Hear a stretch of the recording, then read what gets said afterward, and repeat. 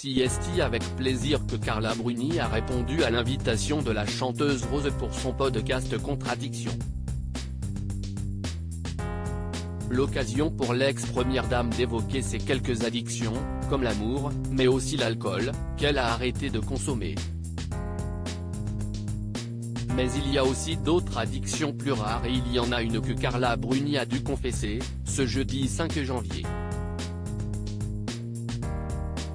J'ai souffert de toutes les addictions, j'ai commencé par le sucre, très assidûment, grande adepte du sucre, des grands shots de sucre, affirme l'épouse de Nicolas Sarkozy. Elle a démarré dès l'enfance, mais CST surtout sa consommation d'une certaine boisson sucrée célèbre qui laisse sans voix. Je devais boire, je ne sais pas, 30 ou 40 Coca-Cola par jour, fait savoir l'ex-top. Je ne mangeais pas de repas normal, je ne mangeais que des pastilles Pulmol, pastilles bienfaisantes qui soulagent le mal de gorge, note de la rédaction. 5 boîtes. Ou 3 boîtes de Valda et 4 Coca, c'était mon repas, confie-t-elle. Puis, Carla Bruni a découvert le tabac, vers l'âge de 14-15 ans. Tous les membres de sa famille étaient fumeurs et ont eu bien du mal à lui interdire, malgré leur mécontentement. Et ensuite l'alcool, conclut la chanteuse et interprète de Quelqu'un m'a dit. J'ai assez peu abordé la drogue parce que j'aime pas foncièrement me mettre sans dessus-dessous, déclare-t-elle.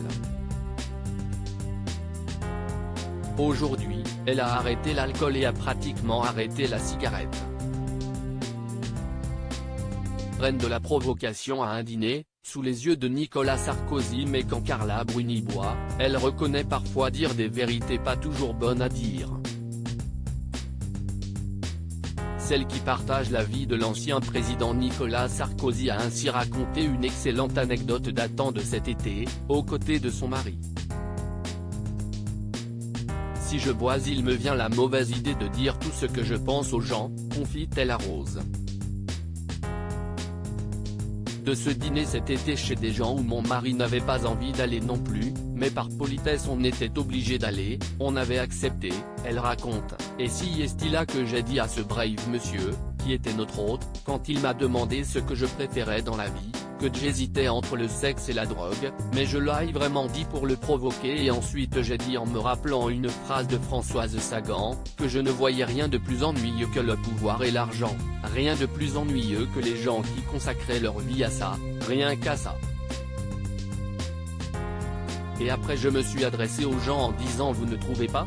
Et comme c'était que des gens qui étaient dans ça ils ont vaguement bégayé bah non, plaisante Carla Bruni. Un anecdote rock dont elle a le secret.